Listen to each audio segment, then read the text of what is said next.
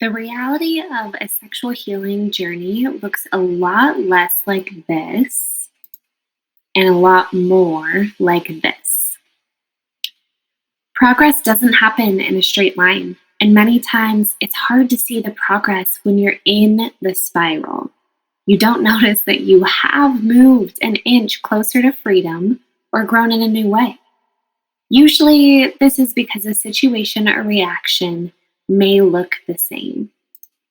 But listen to this.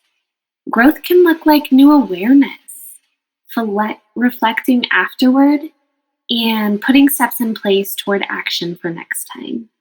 It can look like gifting yourself grace, coping in a new healthy way through a trigger, caught in harmful thought patterns after the fact and noticing it. So even if you get caught in a harmful pattern, it's the noticing it after that matters. And I know that none of these feel like big growth. But that's exactly how improvement happens, is small, consistent steps. And each one deserves to be celebrated. Early on in my healing, bitterness took root. And I became beyond frustrated that past sexual trauma seemed to have stolen so much life. In fact, 10 years in the dark, avoiding, ignoring the impact and the trauma that occurred, seems like 10 years I went without deep connections.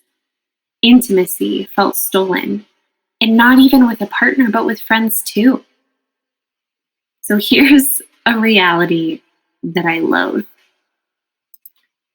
Healing is wading through pain while clinging to glimpses of freedom, just trusting that what's ahead is better. And it is better. But remember that better may not look how you imagine it to. God's superpower is blowing you out of the water with how He's going to transform your pain into purpose. And in the ebbs and flows of healing, the key is grace. A week before I was about to launch this course, I experienced a flashback and a big trigger during an intimate moment. I was able to extend all the grace and was so proud of that shift. And then, after pausing for a while, I decided that I wanted to keep going. But a minute or two into this intimate moment, I could not keep it together. I knew what I needed. I knew what I wanted to try instead. It just felt vulnerable to say. And the vulnerability was too compounded for me to lean in with courage in a fragile moment. So I cried and avoided conversation and went to bed.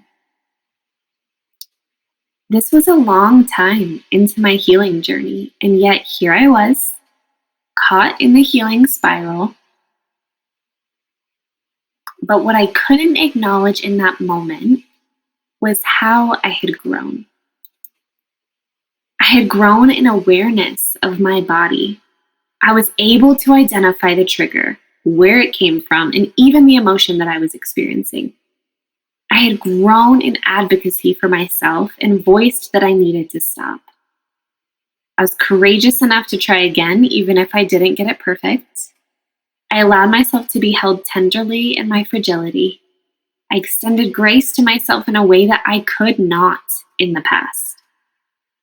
I am still on the healing spiral, but all of these pieces that I just named, I couldn't do any of them just 18 months ago. You have been shaped by trauma, and that's okay because you're continuing to be molded. Your relationship has been shaped by trauma for the good and hard. Difficulty sharpens persevering love. I want to leave you with 2 questions to reflect upon. And they're just this. Where have you grown in your healing? that you have to stop right now to acknowledge and celebrate? And what transformation was unlocked for you through this course? If you're in the community, I want to champion you in the comments below. So please share your reflections. And if you're in the course only, I have put the button below this video that directs you to my email. Will you let me encourage you as you share your growth? I sure hope so.